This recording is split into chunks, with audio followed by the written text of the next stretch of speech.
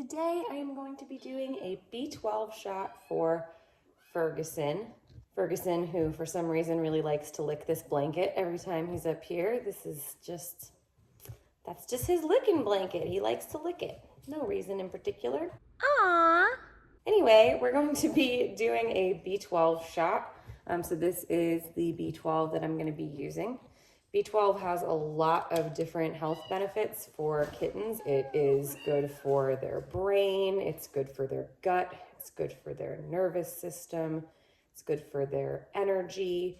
And any kitten who's a little bit sluggish or having GI issues or just any kind of health condition, B12 tends to be one tool in the toolkit that we use.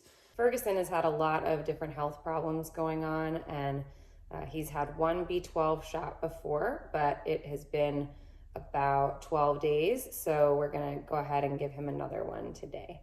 Make sure that you talk to your vet before giving a B12 injection to a cat or kitten. They're going to be able to tell you how often to do it and how much to give.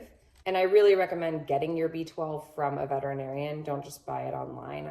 A veterinarian is going to make sure you have one that is safe for your cat and that has the right components for your kitten's needs. Okay, so what do we need? We need a sterile syringe, and this is like an insulin syringe. Looks like that. It's a 1 cc syringe with a needle on the end of it. Then we need another needle, and I use a 25 gauge needle when I'm working with little kittens and giving injections. And we need our B12 and we need our kitten. Aww. So B12 is going to be injected into the subcutaneous space, same place that you would give fluids, just right in here. So I've got my sterile needle.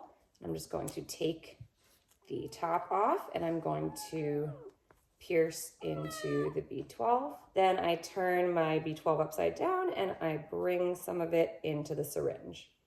Now, when you bring it into the syringe, you're gonna have air in there. So you wanna bring down more than you need.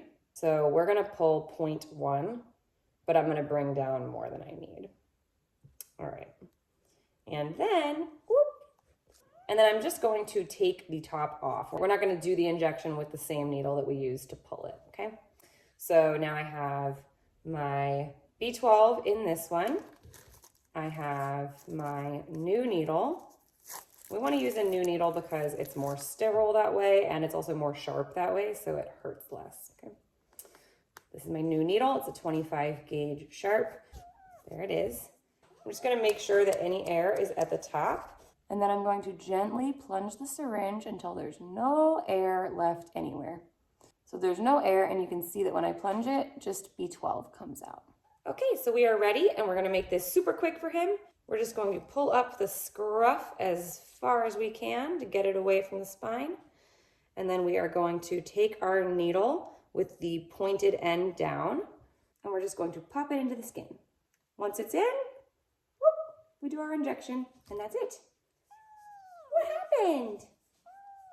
Now, 0.1 is something of a standard dose for a kitten who is under a pound or two. B12 is water soluble, so what will happen is they'll take any of the B12 that they don't use and they will pee it out.